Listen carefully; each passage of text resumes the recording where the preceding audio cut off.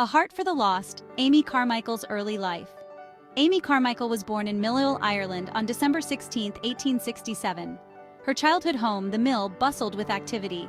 Amy was the eldest of 7 children. She inherited her parents' deep faith and passion for helping the poor.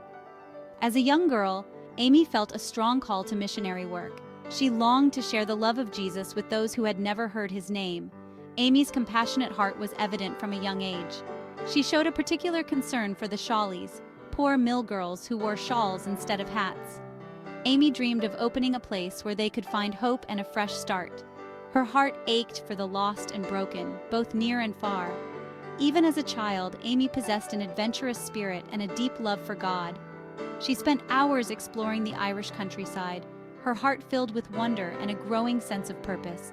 Little did she know that God was preparing her for an extraordinary journey, one that would forever change her life and the lives of countless others. Belfast beginnings, seeds of compassion and service.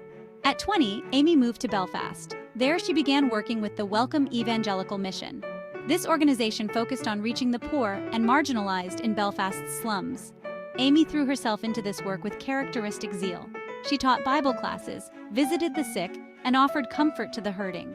One of Amy's most significant contributions in Belfast was the founding of the Do or Die Band. This group of young women dedicated themselves to serving Christ, no matter the cost. The band's motto, "To be made hollows for God to fill," reflected Amy's growing belief in surrendering completely to God's will. Her time in Belfast proved to be invaluable preparation for the challenges and triumphs that lay ahead. Amy learned to depend completely on God's provision and guidance.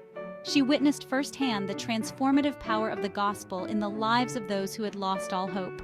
Through her work with the poor and forgotten in Belfast, Amy's compassion deepened, and her vision for reaching the lost expanded. She began to sense God's call leading her beyond the shores of Ireland to a distant land in desperate need of his love. India's Call, a journey of faith and sacrifice.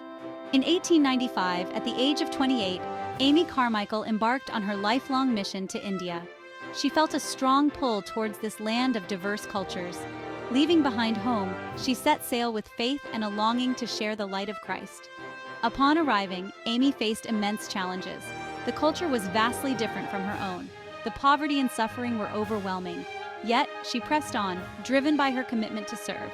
She quickly learned Tamil to communicate effectively. Amy's focus was on evangelism, sharing the gospel.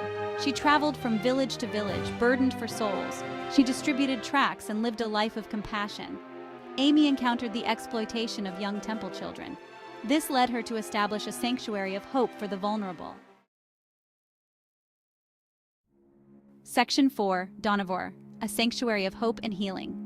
Amy was horrified to discover the plight of young girls dedicated to Hindu temples. These girls, often sold by impoverished families, faced a life of abuse and exploitation.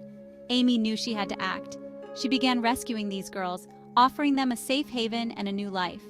In 1901, this mission found a permanent home in Dohnavur, a village in southern India.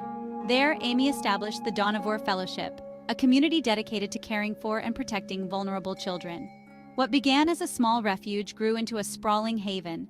It encompassed homes, schools, and workshops, all dedicated to nurturing the children.